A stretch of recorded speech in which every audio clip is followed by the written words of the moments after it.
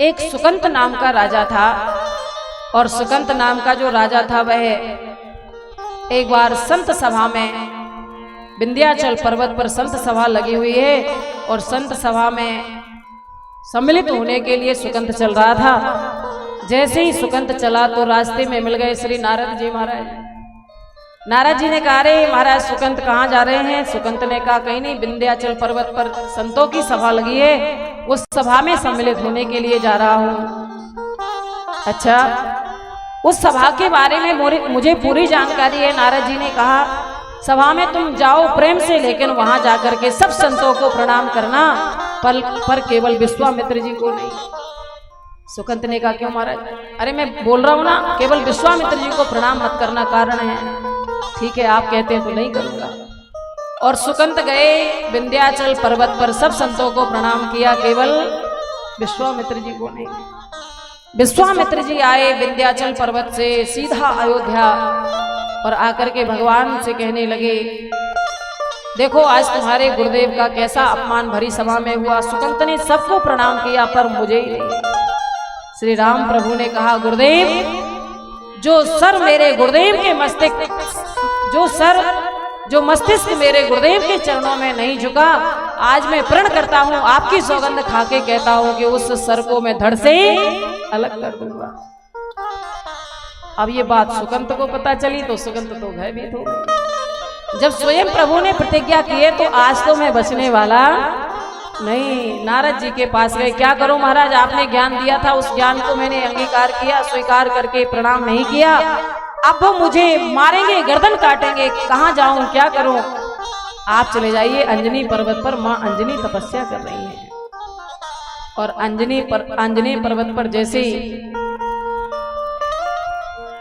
अंजनी पर्वत पर पहुंचे आज सुकंत, और माँ अंजनी को तपस्या करते हुए देखा, तो तपस्या करते हुए देख करके पर्वत पर मैया के चरणों में गिर गए, और चरणों में गिर करके कहने लगे, मैया पाहि माम, रक्षा करो, रक्षा करो। क्या हुआ? मुझे कोई मारने वाला है, मारना चाहता है, आप यदि बचाओ तो मैं बच सकता हूँ। अंजनी माँ ने कहा, अरे परमवीर मेरा पुत्र आने वाला होगा, अगर तुम मेरी शरण में आए हो तो मैं तुम्हें वचन देती हूँ कि कोई तुम्हारा बाल भी बाका नहीं कर पाएगा, चलो मेरे साथ गुफा में। और अंजनी मैया गुफा में लेकर के गई।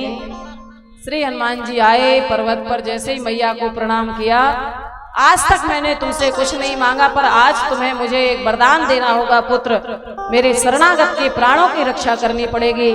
श्री हनुमान जी ने कहा, मैया आप जो मांगोगी आपको मिलेगा, मैं आपको वचन देता हूं कि आपके शरणागत की रक्षा करूंगा, प्राणों की रक्षा करूंगा। और जैसे ही वचन दिया, पर वो आपका शरणागत भक्त है कौन, एक बार सामने तो लाओ। जैसे ही सुकंत को सामने लाई मैया, श्री हनुमान जी ने पूछा, भैया तुम्हें कौन मारना चाहता है? तो सुकंत ने कहा, मुझे अयोध्याधिपति प्रभु श्री रामचंद्र जी मारना चाहते हैं। हनुमान जी ने कहा, तुमने मुझे पहले क्यों नहीं बताया कि श्री राम प्रभु तुम्हें मारना चाहते हैं? अगर तुम पहले बताते तो मैं प्रण ही नहीं करता। मैंने तुम्हें प्राणों की रक्षा करने का आश्वासन दे दिया, वरदान दे दिया, और वो स्वयं मेरे स्वामी है, मैं उनका सामना कैसे कर पाऊंगा? चलो मेरे साथ। और लेकर के सुकंत को गए जंगल में, जैसा मैं कहूं वैसे ही करते रहना, मेरे पीछे बैठ जाओ। पीछे बिठा लिया सुकंत को और कहने लगे, जय सिया राम, जय जय सिया राम। श्री हनुमान जी सुकंत जी से कहते हैं, बोलो सुकंत, दोनों हाथों से ताली बजाते हुए, जय सिया राम, जय जय सिया राम, जय सिया राम, जय सिया राम, जय सिया राम, जय सिया राम, जय सिया राम, जय सिया राम, जय सिया राम,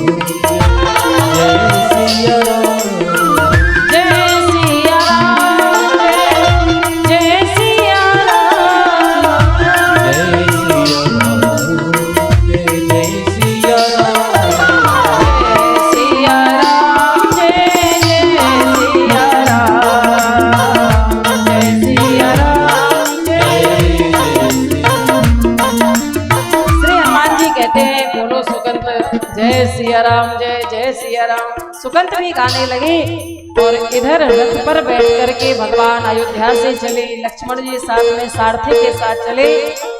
जैसे ही जंगल में पहुंचे भगवान ने कहा, हनुमान देखो आप दूर हो जाओ और इसको मेरे सामने लाओ। मैंने गुरुदेव को वचन दिया है आज मैं इसका सिर काट के ही रहूंगा। लेकिन श्री हनुमान जी ने कहा, सुकंत इससे बड़ा हथियार और कोई नहीं है, आप बस बोलते रहिए जय सिया राम, जय जय सिया राम, जय सिया राम, जय जय सिया राम।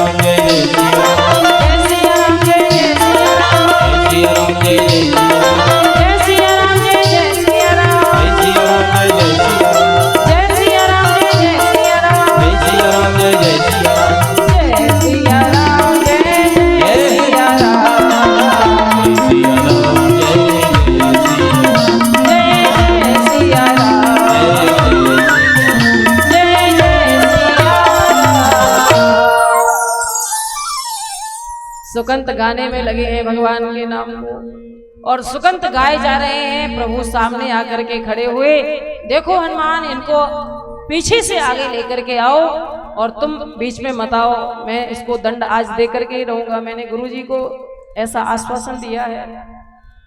लेकिन हनुमान जी हटे नहीं, भगवान का नाम गाते रहे और बार बार प्रभु के कहने पर भी जब श्री हनुमान जी नहीं हटे तो लक्ष्मण जी तो क्रोध के विशेषज्ञ हैं ही। लक्ष्मण जी को आया क्रोध कि ये स्वामी की आज्ञा का पालन नहीं करते, तो हनुमान जी की ओर श्री लक्ष्मण जी ने रथ पर बैठे बैठे एक बाण छोड़ दिया और जैसे ही बाण लक्ष्मण जी ने छोड़ा तो बाण लगा श्री हनुमान जी के हृदय में जाकर के, लेकिन मूर्छित हो गए भगवान श्री रामचंद्र जी। सारथी ने जब देखा कि प्रभु तो मूर्छित पड़े हैं, देखा सारथी ने रघुवीर रथी मूर्छित हैं, सारथी सभीत लक्ष्मण पह भागो है, सुनायो संवाद भगवान भूमि गामी भय, क्रोधित अनंत ने तुरंत रथ त्यागो है।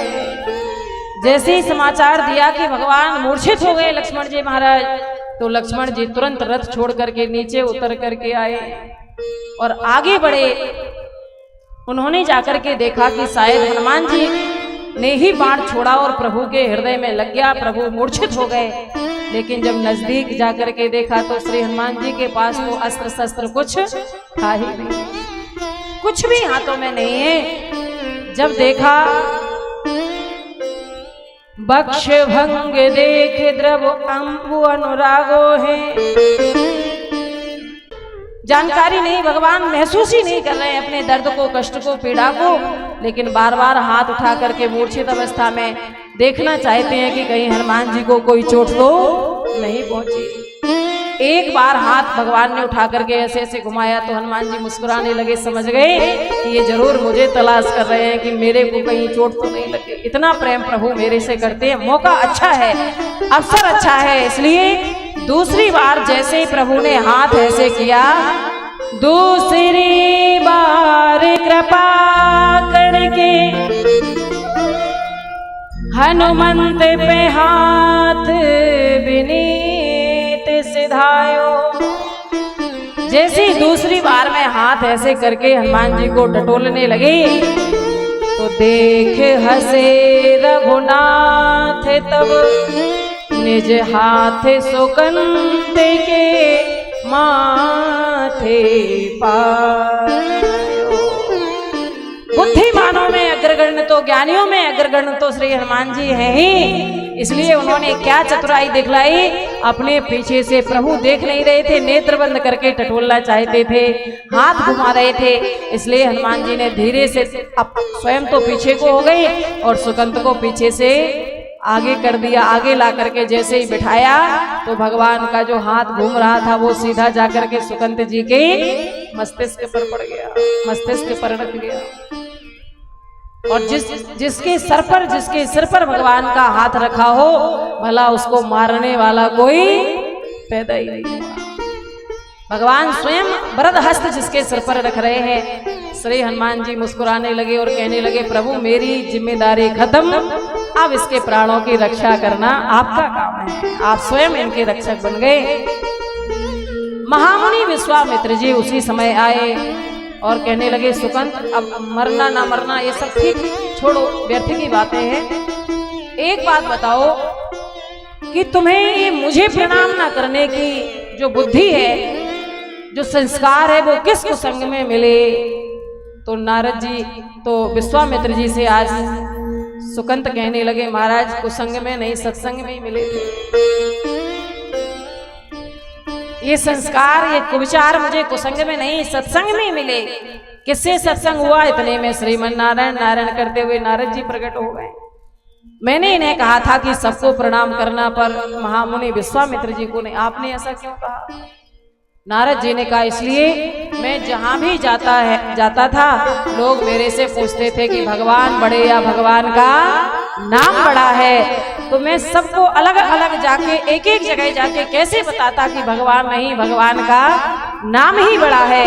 इसलिए मैंने सोचा कुछ ऐसा करना चाहिए जिसके माध्यम से सबको ज्ञात हो जाए कि भगवान नहीं, भगवान का नाम ही बड़ा है। जो ना जपे राम वो है किस्मत के मारे, क्योंकि राम जी के नाम ने तो पत्थर भी तारे।